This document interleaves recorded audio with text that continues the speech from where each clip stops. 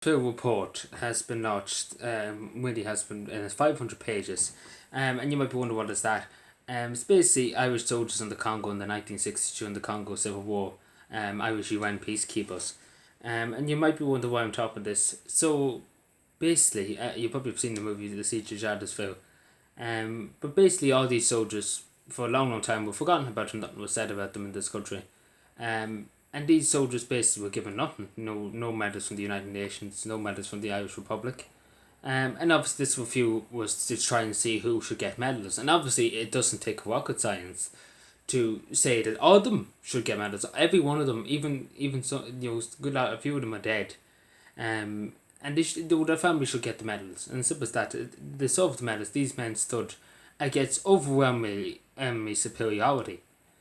And stood and fought until every bullet was gone. And I do recommend looking it up because it's a very interesting topic. And again, the report was published 500 pages. Basically, one person. The end of it, the commander. They said the commander should get a medal, and nobody else should get anything.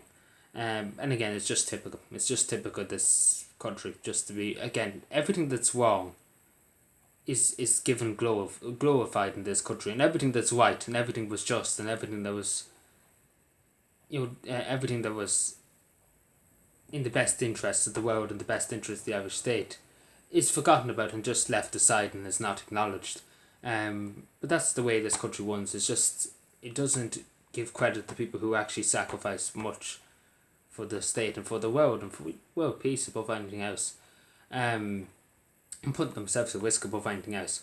But again, it just shows you, if that was Paul Keogh or Simon Coveney in the Congo back in the 1960s, I say they would have surrendered and ran away. Because the two of them are cowards. Same as President Higgins, the cowards. That's all they are.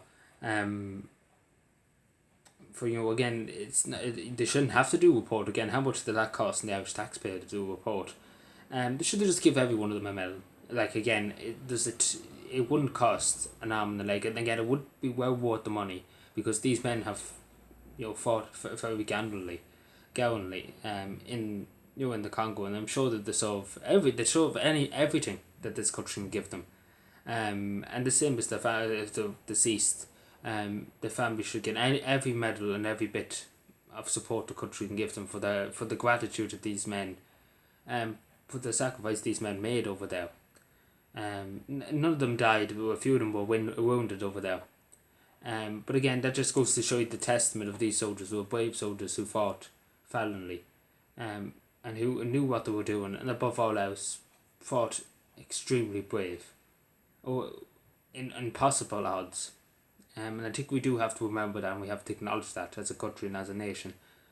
So yeah, hopefully, maybe public backlash. But again, we all know that the Paul Keogh and Simon Coveney, both just clueless individuals. Like, you couldn't get a more clueless person into the Minister for Defence.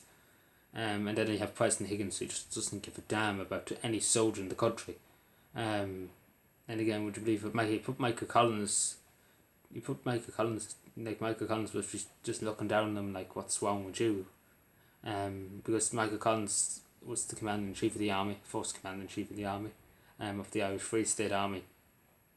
And Michael Higgins is basically in his role now as Commander-in-Chief of the Army. I wonder what Michael Collins would say. That's all I ask. But anyway, thank you for watching. Take care and bye.